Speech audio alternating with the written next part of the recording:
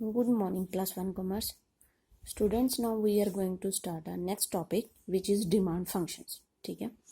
So demand functions shows the relationship between the quantity demand for a particular commodity and the factor influencing it.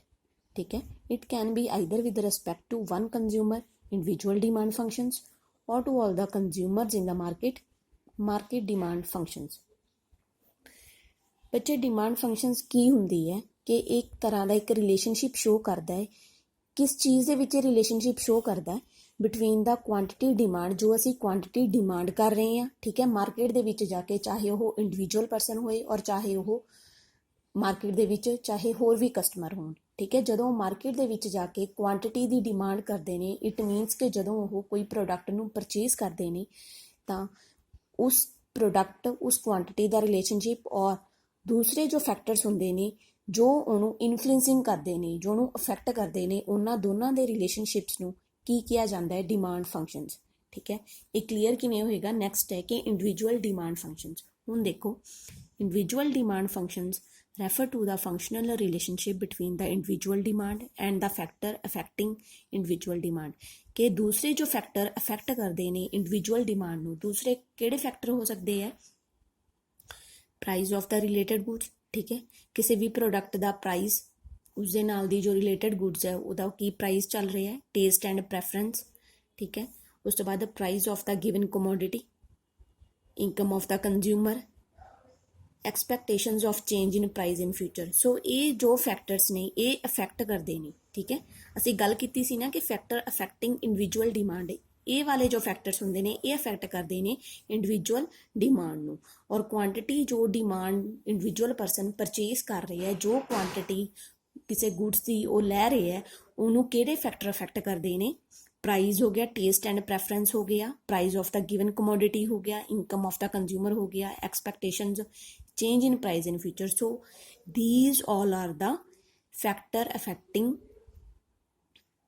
on individual demand. ठीक, same है market demand function. So market demand functions refer to the functional relationship between the market demand and the factor affecting market demand. market demand ਨੂੰ ਹੁਣ ਕਿਹੜੇ factors affect ਕਰਨਗੇ?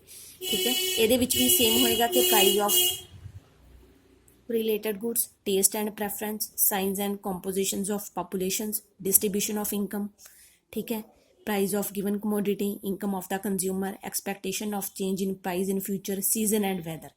ਸੋ ਥੋੜੇ ਜਿਹੇ factors ਨੇ ਜਿਹੜੇ ਮਾਰਕੀਟ ਡਿਮਾਂਡ ਦੇ ਵਿੱਚ 2-3 ਫੈਕਟਰਸ ਹੋਰ ਇਨਕਲੂਡ ਹੋ ਗਏ ਨੇ। ਕਿਹੜੇ ਹੋ ਗਏ ਨੇ? ਸੀਜ਼ਨਸ ਹੋ ਗਿਆ, ਸੀਜ਼ਨ ਐਂਡ ਵੈਦਰ, ਠੀਕ ਹੈ, distribution of income, sinus and composition of population, ਠੀਕ ਹੈ।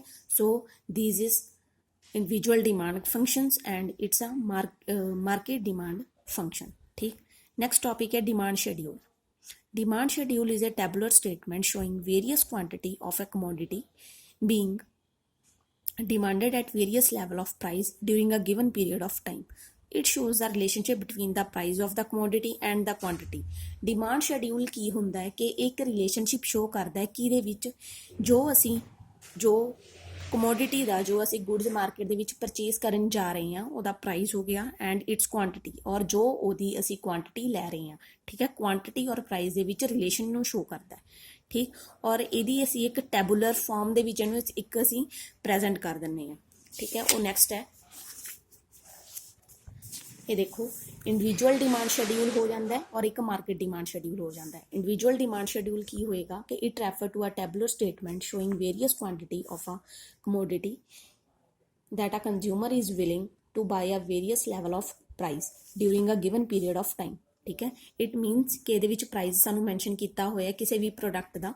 ਇਟਸ ਆ ਇੰਡੀਵਿਜੂਅਲ ਡਿਮਾਂਡ ਸ਼ੈਡਿਊਲ, ਪ੍ਰਾਈਸ 5 4 3 2 1 ਦਿੱਤਾ ਹੋਇਆ, ਔਰ ਅਸੀਂ ਕੁਆਂਟਿਟੀ ਡਿਮਾਂਡ ਕਿੰਨੀ ਕਰ ਰਹੇ ਹਾਂ? ਐਕਸ ਮੀਨਸ ਕਿ ਕੋਈ ਵੀ ਪ੍ਰੋਡਕਟ ਹੈ ਜੋ ਅਸੀਂ ਪਰਚੇਸ ਕਰ ਰਹੇ ਹਾਂ, on the 5 price we will buy 1 quantity, ਠੀਕ ਹੈ। ਜਦੋਂ ਪ੍ਰਾਈਸ ਉਹਦਾ 5 ਹੋ ਗਿਆ, ਇਟ ਮੀਨਸ ਕਿ ਜੋ ਪ੍ਰਾਈਸ ਹੈ ਉਹ ਫਾਲ ਹੋਇਆ ਹੈ, ਘਟ ਰਿਹਾ ਹੈ, ਤਾਂ ਅਸੀਂ ਕੁਆਂਟਿਟੀ ਇਨਕਰੀਜ਼ ਕਰਤੀ।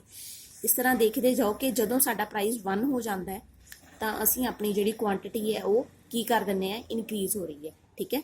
ਸੋ ਇਹ ਸ਼ੋ ਕੀ ਕਰ ਰਿਹਾ ਕਿ ਜਦੋਂ ਸਾਡਾ ਪ੍ਰਾਈਸ ਫਾਲ ਹੋਏਗਾ ਸਾਡੀ ਕੁਆਂਟਿਟੀ ਇਨਕਰੀਜ਼ ਹੋਏਗੀ। ਸਿਰਫ ਇੱਕ ਪਰਸਨ ਨੂੰ ਹੀ ਇਹਨਾਂ ਨੇ ਲੈ ਕੇ ਇੱਥੇ ਸਾਨੂੰ ਇੰਡੀਵਿਜੂਅਲ ਡਿਮਾਂਡ ਸ਼ੈਡਿਊਲ ਨੂੰ ਪ੍ਰੈਜ਼ੈਂਟ ਕੀਤਾ, ਠੀਕ ਹੈ। ਨੈਕਸਟ ਹੈ market demand schedule. Market demand schedule refer to a tabular statement showing various quantity of a commodity that all the consumers are willing to buy at various level of price during a given period of time. ठीक है, clear है। Price mention same किया हुआ है, इत्थे individual जो है 1 person हो गया, इत्थे बी पर्सन हो गया। ठीक है, 2 पर्सन हो गए जिन्होंने लैके उन्होंने एक सानू मार्केट डिमांड नू शो किया, दोनों की उन्होंने क्वांटिटी लै ली, दोनों प्लस किया, एक ही बन जाएगा कि 5 प्राइस के उपर सानू मार्केट डिमांड मिल रही है 3। ठीक है, जो प्राइस फॉल होंदा जांदा है, जो 1 ते प्राइस आएगा तो सानू जिहड़ी क्वांटिटी है मार्केट डिमांड की कितनी मिलेगी 11। ठीक है, इन्हां दोनों नू प्लस करके जो साडे कोल आएगा, मतलब जिन्नी भी मार्केट दे विच परसनस होणगे जिन्ने वो सेम क्वांटिटी नू जिन्ने वो प्रोडक्ट नू लै रहे हैं उन्हां नू प्लस करके सानू जो मिलेगा दैट इज़ मार्केट डिमांड। ठीक है, क्लियर। इस इंडिविजुअल डिमांड शेड्यूल है और ये मार्केट डिमांड शेड्यूल है। नेक्स्ट है demand curve, and demand curve is a very important question.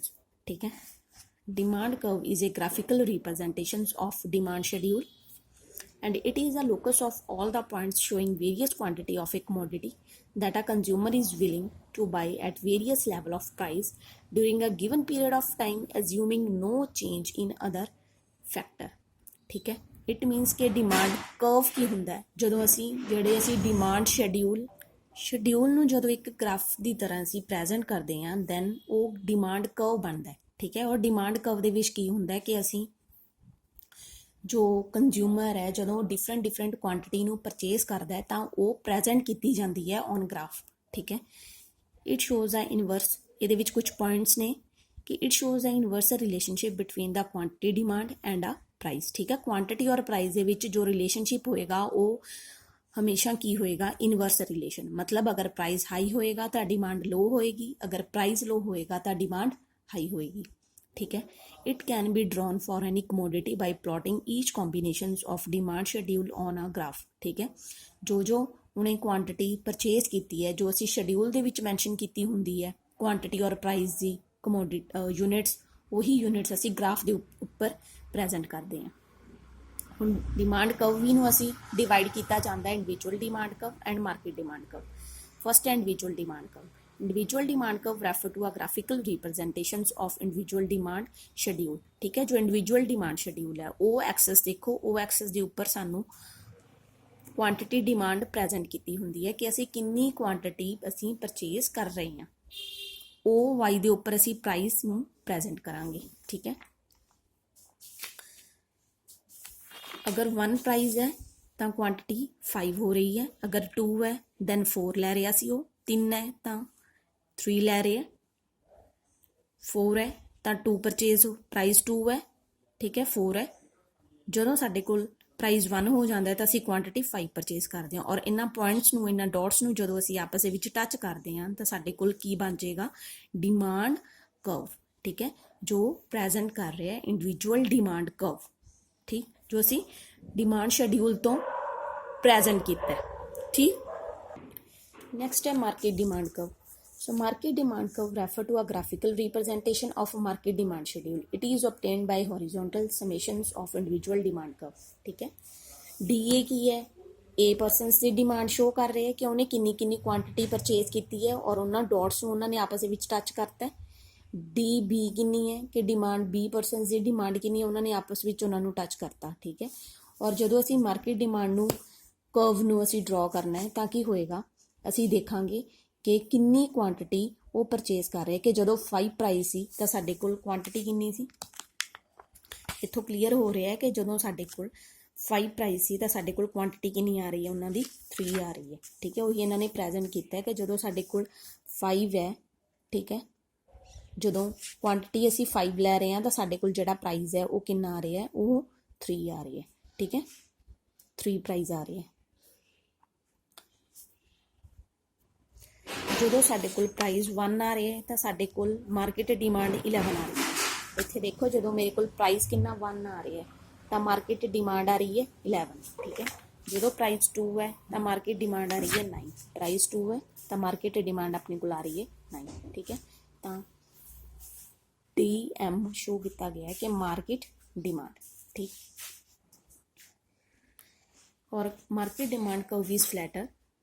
Market demand curve is flatter than the individual demand curve. It happens because as price changes, proportionate change in the market demand is more than the proportion change in the individual demand. ठीक है, कहता है flatter होंगी है, क्यों होंगी है, क्योंकि जो मार्केट डिमांड ਨੂੰ कुछ ज़्यादा फैक्टर्स इंडिविजुअल डिमांड ਦੇ ਨਾਲੋਂ ज़्यादा फैक्टर्स ਜਿਹੜੇ ਨੇ ਉਹ ਅਫੈਕਟ ਕਰਦੇ ਨੇ। ਦੈਟਸ ਵਾਈ ਕਿ ਮਾਰਕੀਟ ਡਿਮਾਂਡ ਕੀ ਹੁੰਦੀ ਹੈ, ਫਲੈਟਰ ਹੁੰਦੀ ਹੈ। ਠੀਕ। Next topic is law of demand. The law of demand is a very important question and it's based on law. law ਕੀ ਹੁੰਦਾ ਹੈ ਕਿ ਜੋ ਡਿਮਾਂਡ ਹੈ, ਸਾਨੂੰ ਪਤਾ ਚੱਲ ਰਿਹਾ ਕਿ ਜੋ ਯੂਨੀਵਰਸਲ ਰਿਲੇਸ਼ਨਸ਼ਿਪ ਸ਼ੋ ਹੋ ਰਿਹਾ ਪ੍ਰਾਈਸ ਔਰ ਡਿਮਾਂਡ ਦੇ ਵਿੱਚ। ਠੀਕ ਹੈ, ਪਤਾ ਹੈ ਕਿ ਅਗਰ ਪ੍ਰਾਈਸ ਵਧੇਗਾ ਤਾਂ ਡਿਮਾਂਡ ਘਟੇਗੀ, ਅਗਰ ਪ੍ਰਾਈਸ ਘਟਦਾ ਹੈ ਤਾਂ ਡਿਮਾਂਡ ਵਧੇਗੀ। ਹੁਣ ਇਹ ਜੋ ਯੂਨੀਵਰਸਲ ਰਿਲੇਸ਼ਨ ਹੈ ਇਹ ਕਿਸੇ ਲਾਅ ਦੇ ਉੱਪਰ ਬੇਸਡ ਹੈ। ਠੀਕ ਹੈ, ਇਕੋਨਮੀ ਦੇ ਵਿੱਚ ਇੱਕ ਜੋ ਇਕੋਨੋਮਿਸਟ ਨੇ ਇੱਕ ਲਾਅ ਨੂੰ ਬਣਾਇਆ ਹੈ, that is law of demand. ਠੀਕ ਹੈ, ਇਹ ਡਿਮਾਂਡ ਉਸ ਲਾਅ ਦੇ ਉੱਪਰ ਹੀ ਬੇਸ ਹੈ। law of demand ਹੁਣ ਤੁਹਾਨੂੰ ਕੀ ਕਹਿੰਦਾ ਹੈ ਕਿ in our daily life it is normally observed that decrease in price of a commodity leads to increase in its demand. Such behavior of consumers has been formulated as a law of demand. ठीक है, law of demand states the inverse relationship between the price and the quantity demand. ठीक है, inverse relation show करदा है keeping other factor ਕੌਨਸਟੈਂਟ। ਕੋਈ ਵੀ other factors ਹੋਏ ਜਿਵੇਂ ਅਸੀਂ ਪਿੱਛੇ ਕੀਤੇ ਆ ਕਿ ਪ੍ਰਾਈਸ, ਕੰਜ਼ਿਊਮਰ, ਇਨਕਮ, ਟੇਸਟ, ਠੀਕ ਹੈ, ਉਹ ਸਾਰੇ ਕੌਨਸਟੈਂਟ ਮੰਨੇ ਗਏ ਆ ਇਹਦੇ ਵਿੱਚ। And this law is also known as a first law of purchase. ਇਹ ਫਸਟ ਲਾਅ ਆਫ ਪਰਚੇਜ਼ ਵੀ ਲਾਅ ਆਫ ਡਿਮਾਂਡ ਨੂੰ ਕਿਹਾ ਜਾਂਦਾ ਹੈ। ਠੀਕ ਹੈ, ਇਹਦੀਆਂ ਕੁਝ ਅਜ਼ੰਪਸ਼ਨਸ ਨੇ। ਅਜ਼ੰਪਸ਼ਨਸ ਕੀ ਹੁੰਦੀਆਂ ਨੇ ਕਿ ਜਿਸ ਦੇ ਉੱਪਰ ਲਾਅ ਹੈ ਜਿਹੜਾ ਉਹ ਬੇਸ ਹੁੰਦਾ ਹੈ ਕਿ ਅਗਰ ਇਹ ਅਜ਼ੰਪਸ਼ਨਸ ਫੁਲਫਿਲ ਹੋਣਗੀਆਂ ਤਾਂ ਹੀ ਉਹ ਲਾਅ ਹੈ ਜਿਹੜਾ ਉਹ ਐਪਲੀਕੇਬਲ ਹੋਏਗਾ। ਠੀਕ ਹੈ, ਫਸਟ ਹੈ price of substitute goods do not change. Substitute goods ਦਿੱਤਾ ਹੋਇਆ ਅਸੀਂ ਕੀਤਾ ਕਿ ਉਹਦੇ ਸੇਮ ਉਸ ਤਰ੍ਹਾਂ ਦੀ ਰਿਲੇਟਡ ਗੁਡਸ ਕਿ tea and coffee, coke and Pepsi, these are the substitute goods ਕਿ ਅਗਰ ਇੱਕ ਦੇ ਪ੍ਰਾਈਸਿਸ ਹਾਈ ਹੋ ਜਾਂਦੇ ਨੇ ਤਾਂ ਅਸੀਂ ਦੂਸਰੇ ਦੀ ਗੁਡਸ ਨੂੰ ਪਰਚੇਜ਼ ਕਰ ਲੈਂਦੇ ਹਾਂ। ਬਟ ਇਹਦੇ ਵਿੱਚ ਉਹ ਕੀ ਕਹਿ ਰਿਹਾ ਕਿ price of the substitute goods do not change. ਸਿਰਫ ਇੱਕ ਹੀ ਪ੍ਰੋਡਕਟ ਅਸੀਂ ਯੂਜ਼ ਕਰਾਂਗੇ। Price of complementary goods remain constant. Same ਉੱਦਾਂ ਹੈ ਕਿ ਕੰਪਲੀਮੈਂਟਰੀ ਗੁਡਸ ਵੀ ਅਸੀਂ ਯੂਜ਼ ਨਹੀਂ ਕਰਾਂਗੇ। Income of the consumer remain the same. There is no expectations of change in price in the future. Taste and preference of the consumer remain the same. मतलब उन्होंने ये वालियां assumptions ਦਿੱਤੀਆਂ ਨੇ ਕਿ ਜਿਹੜੀਆਂ ਚੇਂਜ ਨਹੀਂ ਹੋਣਗੀਆਂ ਤਾਂ ਇਹ ਜਿਹੜਾ law of demand ਹੈ ਇਹ ਐਪਲੀਕੇਬਲ ਹੋਏਗਾ। ਠੀਕ ਹੈ, ਉਸ ਤੋਂ ਬਾਅਦ ਸਾਡੇ ਕੋਲ ਆਉਂਦਾ ਸ਼ਡਿਊਲਸ। ਡਿਮਾਂਡ ਸ਼ਡਿਊਲ ਕੀ ਹੈ? ਪ੍ਰਾਈਸ ਦਿੱਤਾ ਹੋਇਆ, ਕੁਆਂਟੀਟੀ ਦਿੱਤੀ ਹੋਈ ਹੈ, ਪ੍ਰਾਈਸ ਹਾਈ ਹੈ, ਕੁਆਂਟੀਟੀ ਲੋ ਹੈ। ਠੀਕ ਹੈ, ਫਿਰ ਸਾਨੂੰ ਕਰਵ ਦਿੱਤੀ ਹੋਈ ਹੈ। ਇਹ ਕਰਵ ਉਹੀ ਪ੍ਰੈਜੈਂਟ ਕੀਤੀ ਹੋਈ ਹੈ। ਉਹ ਐਕਸੈਸ ਦੀ ਕੁਆਂਟੀਟੀ ਹੈ, ਉਹ ਵਾਈ ਦੇ ਉੱਪਰ ਪ੍ਰਾਈਸ ਹੈ ਔਰ ਡੀ ਦੇ ਉੱਪਰ ਸਾਨੂੰ ਡਿਮਾਂਡ ਕਰਵ ਨੂੰ ਪ੍ਰੈਜੈਂਟ ਕੀਤਾ ਹੋਇਆ ਕਿ ਕਿਸ ਕੁਆਂਟੀਟੀ ਤੇ ਕਿੰਨੇ ਪ੍ਰਾਈਸ ਦੇ ਉੱਪਰ ਕਿੰਨੀ ਡਿਮਾਂਡ ਨੂੰ ਜੋ ਕੰਜ਼ਿਊਮਰ ਹੈ ਉਹ ਪ੍ਰੈਫਰੈਂਸ ਦੇ ਰਿਹਾ। ਠੀਕ ਹੈ, ਤੁਸੀਂ ਇਹੀ ਸ਼ੋ ਕਰਨਾ ਹੈ ਕਿ ਇਹਦੇ ਵਿੱਚ demand curve D slope downward from left to right and indicates an inverse relationship between price and quantity. ਠੀਕ ਹੈ, ਲਾਅ ਆਫ ਡਿਮਾਂਡ ਦੇ ਵਿੱਚ ਸਭ ਤੋਂ ਪਹਿਲਾਂ ਤੁਸੀਂ ਇਹਦਾ ਮੀਨਿੰਗ ਲਿਖਣਾ। ਠੀਕ ਹੈ, ਮੀਨਿੰਗ ਤੋਂ ਬਾਅਦ ਅਜ਼ੰਪਸ਼ਨਸ, ਦੈਨ ਸ਼ਡਿਊਲ, ਦੈਨ ਕਰਵ, ਫਿਰ ਇਹਦੀ ਐਕਸਪਲੇਨੇਸ਼ਨ ਕਰਨੀ ਹੈ। ਠੀਕ ਹੈ, ਐਕਸਪਲੇਨੇਸ਼ਨ ਕਰਨ ਤੋਂ ਬਾਅਦ ਤੁਸੀਂ ਨੀਚੇ ਰੀਜ਼ਨਸ ਆ ਰਹੇ ਹੈ ਇਹਦੇ ਕਿ ਕੀ ਰੀਜ਼ਨਸ ਨੇ ਕਿ ਲਾਅ ਆਫ ਡਿਮਾਂਡ ਜਿੱਥੇ ਐਪਲੀਕੇਬਲ ਹੋ ਰਿਹਾ। So law of diminishing marginal utility. So first ਹੈ ਕਿ ਕਿੱਥੇ law of diminishing marginal utility ਕੀ ਹੋਏਗਾ ਕਿ ਜਦੋਂ ਅਸੀਂ ਕਿਸੇ ਪ੍ਰੋਡਕਟ ਨੂੰ ਕੰਟੀਨਿਊ ਨੂੰ ਕੰਜ਼ਿਊਮ ਕਰਦੇ ਜਾਂਦੇ ਹਾਂ ਤਾਂ ਉਹਦੀ ਜਿਹੜੀ ਡਿਮਾਂਡ ਹੈ ਉਹ ਡਿਕਰੀਜ਼ ਹੋ ਜਾਂਦੀ ਹੈ। ਠੀਕ ਹੈ, ਕਿਉਂਕਿ ਇੱਕ ਲੈਵਲ ਹੁੰਦਾ ਕਿ ਜਦੋਂ ਤੱਕ ਅਸੀਂ ਕਿਸੇ ਗੁਡਸ ਨੂੰ ਪਰਚੇਜ਼ ਜਾਂ ਕੰਜ਼ਿਊਮ ਕਰਦੇ ਹਾਂ ਅਤੇ ਉਸ ਤੋਂ ਬਾਅਦ ਜੋ ਸਾਡਾ ਉਹਨੂੰ ਕੰਜ਼ਿਊਮ ਕਰਨ ਦਾ ਜੋ ਲੈਵਲ ਹੈ ਉਹ ਖਤਮ ਹੋ ਜਾਂਦਾ ਹੈ। ਠੀਕ ਹੈ, ਐਗਜ਼ਾਮਪਲਸ ਕਿ ਅਗਰ ਆਪਾਂ ਕੋਈ ਵੀ ਅਗਰ ਅਸੀਂ ਇੱਕ ਚਪਾਤੀ ਖਾਂਦੇ ਹਾਂ, 2 ਖਾਂਦੇ ਹਾਂ ਤਾਂ ਉਸ ਤੋਂ ਬਾਅਦ ਜਦੋਂ ਅਸੀਂ 3 ਜਾਂ 4 ਖਾਂਦੇ ਹਾਂ ਤਾਂ ਉਸ ਤੋਂ ਬਾਅਦ ਸਾਡੀ ਜੋ ਕੰਜ਼ਿਊਮ ਕਰਨ ਦੀ ਪਾਵਰ ਹੁੰਦੀ ਹੈ ਉਹ ਘਟਦੀ ਜਾਂਦੀ ਹੈ। ਇਹੀ ਲਾਅ ਆਫ ਮਾਰਜਨ ਯੂਟਿਲਿਟੀ ਹੁੰਦੀ ਹੈ ਕਿ ਇੱਕ ਇਸ ਤਰ੍ਹਾਂ ਦਾ ਪੁਆਇੰਟ ਆਉਂਦਾ ਕਿ ਉਸ ਤੋਂ ਬਾਅਦ ਅਸੀਂ ਕੋਈ ਪ੍ਰੋਡਕਟ ਹੈ ਉਹਨੂੰ ਅਸੀਂ ਕੰਜ਼ਿਊਮ ਨਹੀਂ ਕਰ ਪਾਉਂਦੇ। ਠੀਕ ਹੈ, ਤਾਂ ਉੱਥੇ ਲਾਅ ਆਫ ਡਿਮਾਂਡ ਐਪਲੀਕੇਬਲ ਹੁੰਦਾ ਕਿ ਇੱਕ ਪੀਰੀਅਡ ਤੋਂ ਬਾਅਦ ਅਸੀਂ ਉਹ ਚੀਜ਼ ਦੀ ਜੋ ਡਿਮਾਂਡ ਹੈ ਉਹ ਡਾਊਨ ਹੋ ਜਾਂਦੀ ਹੈ। ਸਬਸਟੀਟਿਊਟ ਇਫੈਕਟ ਕੀ ਕਹਿੰਦਾ? Substitute effect refer to the substitute one commodity in a place of other when it becomes relatively cheaper. So when price of the given commodity falls, it becomes relatively cheaper as compared to its substitute. Assuming no change in price of substitute. ਅਸੀਂ ਇਹ exemption ਦਿੱਤੀ ਹੈ ਕਿ substitute goods ਦੇ price change ਨਹੀਂ ਹੋਣਗੇ, ਠੀਕ ਹੈ। ਸੋ ਅਗਰ ਸਪੋਜ਼ ਕਰੋ ਕਿ ਅਗਰ ਪੈਪਸੀ ਦੇ ਪ੍ਰਾਈਸ ਫਾਲ ਹੁੰਦੇ ਹੈ, ਠੀਕ ਹੈ, ਬਟ ਕੋਕ ਦੇ ਪ੍ਰਾਈਸ ਚੇਂਜ ਨਹੀਂ ਹੁੰਦੇ। ਪੈਪਸੀ ਔਰ ਕੋਕ ਨੂੰ ਇੱਥੇ ਸਬਸਟੀਟਿਊਟ ਗੁੱਡਸ ਕੰਸੀਡਰ ਕੀਤਾ ਹੋਇਆ ਹੈ ਕਿ ਅਗਰ ਪੈਪਸੀ ਦੇ ਪ੍ਰਾਈਸ ਫਾਲ ਹੁੰਦੇ ਆ ਬਟ ਕੋਕ ਦੇ ਪ੍ਰਾਈਸ ਫਾਲ ਨਹੀਂ ਹੁੰਦੇ ਤਾਂ ਉਹ ਪੈਪਸੀ ਨੂੰ ਦੀ ਡਿਮਾਂਡ ਹੀ ਕਰਨਗੇ, ਠੀਕ ਹੈ। ਤਾਂ ਪੈਪਸੀ ਦੇ ਪ੍ਰਾਈਸ ਲੋ ਨੇ ਤਾਂ ਪੈਪਸੀ ਦੀ ਜਿਹੜੀ ਡਿਮਾਂਡ ਹੈ ਉਹ ਇਨਕਰੀਜ਼ ਹੋ ਜਾਏਗੀ, ਕਿਉਂਕਿ ਪ੍ਰਾਈਸ ਡਾਊਨ ਹੈ ਤਾਂ ਡਿਮਾਂਡ ਇਨਕਰੀਜ਼ ਹੋ ਜਾਏਗੀ। ਥਰਡ ਹੈ ਇਨਕਮ ਇਫੈਕਟ। ਇਨਕਮ ਵੀ ਇਫੈਕਟ ਕਰਦੀ ਹੈ ਕਿ ਅਗਰ ਇਹਦੇ ਵਿੱਚ income effect refer to the effect on a demand when a real income of the consumer change due to change in price of the given commodity. When a price of the given commodity falls it increase the purchasing power, ਠੀਕ ਹੈ। Examples है कि suppose Isha buy 4 chocolates at ₹10 each with her pocket money ₹40। ਉਹਦੇ ਕੋਲ 40 ਕੀ ਹੈ income money, ਉਹਦੀ pocket money ਹੈ, ਠੀਕ ਹੈ। ਅਗਰ 4 ਚੋਕਲੇਟ ਹੈ, ਪਰ ਚੋਕਲੇਟ ਦਾ ਜੋ ਪ੍ਰਾਈਸ ਹੈ 10 ਹੈ, ਤਾਂ ਉਹਨੇ 4 ਚੋਕਲੇਟ ਕੀ ਹੈ ਉਹਨੇ ਪਰਚੇਜ਼ ਕਰ ਲਏ। ਕਹਿੰਦੇ if the price of a chocolate falls, suppose ਹੋਰ ਕੋਈ ਚੋਕਲੇਟ ਦੇ ਪ੍ਰਾਈਸ ਫਾਲ ਹੋ ਜਾਂਦੇ ਹੈ ਔਰ ਅਗਰ 8 ਰੁਪੀਜ਼ ਚੋਕਲੇਟ ਦੇ ਹੋ ਜਾਂਦੇ ਹੈ ਤਾਂ ਉਹ ਚੋਕਲੇਟ ਕਿੰਨੇ ਬਾਈ ਕਰ ਲੇਗੀ? 5 ਚੋਕਲੇਟ ਬਾਈ ਕਰ ਲੇਗੀ, ਠੀਕ ਹੈ। ਉਹਦੀ ਇਨਕਮ ਸੇਮ ਹੀ ਰਹੀ ਹੈ ਬਟ ਉਹਦੀ ਜਿਹੜੀ ਕੁਆਂਟਿਟੀ ਹੈ ਗੁੱਡਸ ਪਰਚੇਜ਼ ਕਰਨ ਦੀ ਉਹ ਇਨਕਰੀਜ਼ ਹੋ ਗਈ ਹੈ। ਇਨਕਮ ਇਫੈਕਟ ਇਹੀ ਦੱਸਦਾ ਹੈ ਕਿ ਇਨਕਮ ਅਗਰ ਸਾਡੀ ਸੇਮ ਹੈ ਬਟ ਅਗਰ ਗੁੱਡਸ ਦੇ ਵਿੱਚ ਚੇਂਜਸ ਹੋ ਜਾਂਦੇ ਨੇ, ਮਤਲਬ ਕਿ ਅਗਰ ਉਹਦੇ ਪ੍ਰਾਈਜ਼ਸ ਡਾਊਨ ਹੋ ਜਾਂਦੇ ਨੇ ਤਾਂ ਅਸੀਂ ਉਨੀ ਸੇਮ ਇਨਕਮ ਦੇ ਵਿੱਚ ਵੀ ਜਿਹੜੀਆਂ ਗੁੱਡਸ ਨੇ ਉਹ ਜ਼ਿਆਦਾ ਇਨਕਰੀਜ਼ ਕਰ ਲੈਂਦੇ ਹਾਂ, ਠੀਕ ਹੈ। ਮਤਲਬ ਪ੍ਰਾਈਸ ਡਾਊਨ ਹੋਇਆ, ਸਾਡੀ ਜਿਹੜੀ ਡਿਮਾਂਡ ਹੈ ਉਹ ਇਨਕਰੀਜ਼ ਹੋ ਗਈ। ਇੱਥੇ ਵੀ ਪ੍ਰਾਈਸ ਔਰ ਡਿਮਾਂਡ ਦੀ ਇਫੈਕਟ ਨੂੰ ਹੀ ਉਹਨਾਂ ਨੇ ਸ਼ੋ ਕੀਤਾ ਕਿ ਅਗਰ ਸਾਡਾ ਪ੍ਰਾਈਸ ਹਾਈ ਹੁੰਦਾ ਹੈ ਤਾਂ ਸਾਡੀ ਡਿਮਾਂਡ ਡਿਕਰੀਜ਼ ਹੁੰਦੀ ਹੈ due to the income effect, ਠੀਕ ਹੈ। ਐਡੀਸ਼ਨਲ ਕਸਟਮਰਸ ਕੀ ਕਹਿੰਦੇ ਨੇ ਕਿ ਅਗਰ ਮਾਰਕੀਟ ਦੇ ਵਿੱਚ ਜ਼ਿਆਦਾ ਕਸਟਮਰਸ ਆਉਂਦੇ ਹੈ ਉਹਦੇ ਨਾਲ ਕੀ ਹੁੰਦੀ ਹੈ, ਸਾਡੀ ਜਿਹੜੀ ਡਿਮਾਂਡ ਹੈ ਉਹ ਇਨਕਰੀਜ਼ ਹੋਣੀ ਸਟਾਰਟ ਹੋ ਜਾਂਦੀ ਹੈ। ਹੁਣ ਇਹ ਐਗਜ਼ਾਮਪਲਸ ਦੇ ਨਾਲ ਉਹਨਾਂ ਨੇ ਕਲੀਅਰ ਕੀਤਾ ਕਿ if a price of the ice cream family pack falls from ₹100 to 50, then many consumers who were not in the positions to afford the ice cream earlier can now buy it with decrease in price. Moreover, the old customer of ice cream can now consume more. As a result, its total demand in, ठीक है, कि ਪਹਿਲਾਂ ਅਗਰ additional consumer ਆ ਜਾਂਦੇ ਨੇ, ਪਹਿਲਾਂ ਉਹਨਾਂ ਦੇ ਕੋਲ ਮਨੀ ਨਹੀਂ ਹੁੰਦੀ ਬਟ ਅਗਰ ਸਾਡੇ ਪ੍ਰਾਈਸ ਡਾਊਨ ਹੋ ਜਾਂਦੇ ਨੇ ਤਾਂ ਨਿਊ ਕਸਟਮਰ ਵੀ ਉਸ ਪੋਜੀਸ਼ਨ ਦੇ ਵਿੱਚ ਆ ਜਾਂਦੇ ਨੇ ਕਿ ਉਹ ਆਈਸਕ੍ਰੀਮ ਨੂੰ ਪਰਚੇਜ਼ ਕਰ ਲੈਣ, ਤਾਂ ਨਿਊ ਕਸਟਮਰ ਵੀ ਪਰਚੇਜ਼ ਕਰਨਗੇ ਔਰ ਓਲਡ ਕਸਟਮਰ ਵੀ ਪਰਚੇਜ਼ ਕਰਨਗੇ ਔਰ ਡਿਮਾਂਡ ਸਾਡੀ ਇਨਕਰੀਜ਼ ਹੋਏਗੀ। ਇਟ ਮੀਨਸ ਕਿ ਅਗਰ ਪ੍ਰਾਈਸ ਡਾਊਨ ਹੁੰਦੇ ਨੇ ਤਾਂ ਡਿਮਾਂਡ ਇਨਕਰੀਜ਼ ਹੁੰਦੀ ਹੈ। ਐਡੀਸ਼ਨਲ ਕਸਟਮਰ ਦੇ ਵਿੱਚ ਵੀ ਸਾਡਾ ਸੇਮ ਜੋ ਹੈ ਇਹ ਲਾਅ ਐਪਲੀਕੇਬਲ ਹੁੰਦਾ ਹੈ, ਠੀਕ ਹੈ। ਡਿਫਰੈਂਟ ਯੂਜ਼, ਸੋ ਡਿਫਰੈਂਟ ਯੂਜ਼ ਇਹ ਹੁੰਦਾ ਹੈ ਕਿ ਅਗਰ ਸਾਡੇ ਕੋਲ ਕੋਈ ਪ੍ਰੋਡਕਟ ਹੈ, ਮਿਲਕ ਹੈ, ਮਿਲਕ ਨੂੰ ਅਸੀਂ ਸਿਰਫ ਅਗਰ ਮਿਲਕ ਤੋਂ ਅਸੀਂ ਕੋਈ ਹੋਰ ਯੂਜ਼ ਨਹੀਂ ਕਰਦੇ, ਠੀਕ ਹੈ। So when price of such goods milk increase its use get restrict to the most important purpose say drinking, ਠੀਕ ਹੈ। ਜੋ ਡਰਿੰਕਿੰਗ ਕਰਨਾ ਹੈ ਮਿਲਕ ਦਾ ਉਹ ਜ਼ਿਆਦਾ ਮੋਸਟ ਇੰਪੋਰਟੈਂਟ ਹੈ ਐਜ਼ ਕੰਪੇਅਰ ਟੂ ਚੀਜ਼ ਐਂਡ ਬਟਰ, ਠੀਕ ਹੈ। ਸੋ ਇਹਦੇ ਵਿੱਚ ਕੀ ਹੋਏਗਾ ਕਿ ਬਟ ਅਗਰ ਡਿਫਰੈਂਟ ਯੂਜ਼, ਮਤਲਬ ਅਗਰ ਮਿਲਕ ਦੇ ਪ੍ਰਾਈਜ਼ਸ ਡਾਊਨ ਹੋ ਜਾਂਦੇ ਨੇ ਫਿਰ ਅਸੀਂ ਉਹਨਾਂ ਦੇ ਡਿਫਰੈਂਟ ਯੂਜ਼ ਨੂੰ ਹੋਰ ਤਰ੍ਹਾਂ ਅਸੀਂ ਉਹਨੂੰ ਯੂਜ਼ ਕਰ ਸਕਦੇ ਹਾਂ, ਠੀਕ ਹੈ। ਇਹਦੇ ਵਿੱਚ ਵੀ ਸਾਡਾ ਇਹੀ ਲਾਅ ਐਪਲੀਕੇਬਲ ਹੁੰਦਾ ਕਿ ਅਗਰ ਮਿਲਕ ਦੇ ਪ੍ਰਾਈਜ਼ਸ ਡਾਊਨ ਹੋ ਜਾਂਦੇ ਆ ਤਾਂ ਉਹਦੀ ਡਿਮਾਂਡ ਇਨਕਰੀਜ਼ ਹੋ ਜਾਏਗੀ। ਡਿਮਾਂਡ ਇਨਕਰੀਜ਼ ਹੋਣ ਦੇ ਨਾਲ ਮਿਲਕ ਨੂੰ ਸਿਰਫ ਅਸੀਂ ਡਰਿੰਕਿੰਗ ਦੇ ਵਿੱਚ ਯੂਜ਼ ਨਹੀਂ ਕਰਾਂਗੇ ਬਟ ਅਸੀਂ ਉਹਨੂੰ ਬਟਰ, ਚੀਜ਼, ਉਹ ਤੋਂ ਕਰਡ ਵਗੈਰਾ ਵੀ ਅਸੀਂ ਬਣਾਉਣ ਦੇ ਲਈ ਉਹਨੂੰ ਯੂਜ਼ ਕਰਾਂਗੇ, ਠੀਕ ਹੈ। ਸੋ ਇਹ ਵਾਲੇ ਪੁਆਇੰਟ ਸੀ ਜਿੱਥੇ ਕਿ ਸਾਡਾ ਲਾਅ ਐਪਲੀਕੇਬਲ ਹੁੰਦਾ ਹੈ ਕਿ ਪ੍ਰਾਈਸ ਡਾਊਨ ਹੋਣ ਦੇ ਨਾਲ ਸਾਡੀ ਡਿਮਾਂਡ ਇਨਕਰੀਜ਼ ਹੁੰਦੀ ਹੈ ਵਿਦ ਡਿਫਰੈਂਟ ਫੈਕਟਰਸ, ਠੀਕ ਹੈ। ਨਾਓ ਹੈ exceptions of law of demand. Exceptions ਕੀ ਕਹਿੰਦਾ ਹੈ ਕਿ ਜਿੱਥੇ ਸਾਡਾ ਲਾਅ ਆਫ ਡਿਮਾਂਡ ਐਪਲੀਕੇਬਲ ਨਹੀਂ ਹੁੰਦਾ, ਚਾਹੇ ਪ੍ਰਾਈਸ ਡਾਊਨ ਵੀ ਹੋ ਜਾਣ ਬਟ ਸਾਡੀ ਡਿਮਾਂਡ ਇਨਕਰੀਜ਼ ਹੀ ਰਹਿੰਦੀ ਹੈ।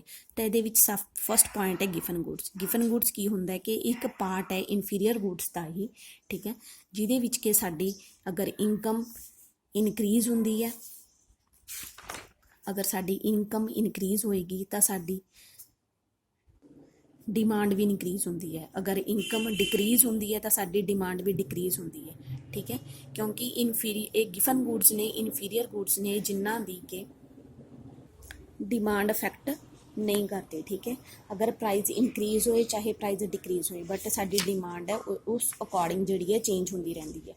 अगर प्राइस हाई भी ने तां भी डिमांड साडी इनफीरियर गुड्स की हाई रहिंदी है। ठीक है, नैक्सट पॉइंट है स्टेटस ਸਿੰਬਲ ਗੁड्स ਔਰ ਗੁड्स ਆਫ ਓਸਟੈਂਟੇਸ਼ਨਸ। ਇਹਦੇ ਵਿੱਚ ਕੀ ਹੈ ਕਿ ਕੁਝ ਪ੍ਰੀਸ਼ੀਅਸ ਗੁड्स ਹੁੰਦੀਆਂ ਨੇ ਜਿਨ੍ਹਾਂ ਦੇ ਅਗਰ ਪ੍ਰਾਈਜ਼ਸ ਲਾਈਕ ਗੋਲਡ ਹੋ ਗਿਆ, ਡਾਇਮੰਡ ਹੋ ਗਿਆ, ਅਗਰ ਇਹਨਾਂ ਦੇ ਪ੍ਰਾਈਜ਼ਸ ਹਾਈ ਨੇ ਤਾਂ ਇਹਨਾਂ ਦੀ ਡਿਮਾਂਡ ਵੀ ਹਾਈ ਹੀ ਹੁੰਦੀ ਹੈ।